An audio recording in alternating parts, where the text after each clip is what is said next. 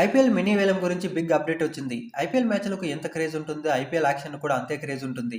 ఏ franchise ఏ ఆటగాడిని తీసుకుంటుంది, అత్యధిక ధరకు ఏ ప్లేయర్ జాక్పాట్ కొడతాడనే దానిపై క్రికెట్ ప్రియుల్లో తీవ్ర ఆసక్తి ఉంటుంది.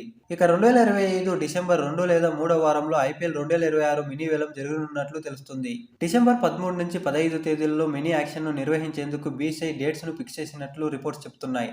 అలాగే ఆటగాళ్ల రిటెన్షన్ పాలసీ పైన ఐపీఎల్ ఫ్రాంచైజీలకు బీసీఐ డెడ్ లైన్ విధించినట్లు తెలుస్తుంది. 2025 నవంబర్ 15వ తేదీలోగా ఐపీఎల్ ఫ్రాంచైజీలు ప్రస్తుతం తమ దగ్గర ఉన్న ఆటగాళ్ల వివరాలు, రిటైన్ చేసుకునే ఆటగాళ్ల వివరాలను, అలాగే రిలీజ్ చేసే ఆటగాళ్ల వివరాలను అందజేయాలని బీసీఐ ఆదేశించినట్లు సమాచారం. ఇక ఐపీఎల్ యాక్షన్ షెడ్యూల్ గురించి ఎలాంటి అఫీషియల్ అనౌన్స్మెంట్ చేయలేదు. గత 2 సీజన్లలో ఐపీఎల్ వేలం విదేశాల్లో జరిగిన విషయం అందరికీ తెలిసిందే. 2023లో దుబాయ్, 2024లో సౌదీ అరేబియాలోని జెడ్డాలో ఐపీఎల్ వేలం జరిగింది. కానీ ఈసారి మాత్రం ఐపీఎల్ యాక్షన్ ఇండియాలోనే జరగనున్నట్లు బీసీఐ వర్గాల సమాచారం. దేశ ఆర్థిక రాజధాని ముంబైలో ఈ ఏడాది వేలం నిర్వహించేందుకు బీసీఐ సమాలోచనలు చేస్తున్నట్లు కూడా టాక్. ఇక ఐపీఎల్ 2025 సీజన్ కోసం మెగా వేలం నిర్వహించగా జట్లన్నీ పూర్తిగా మారిపోయాయి.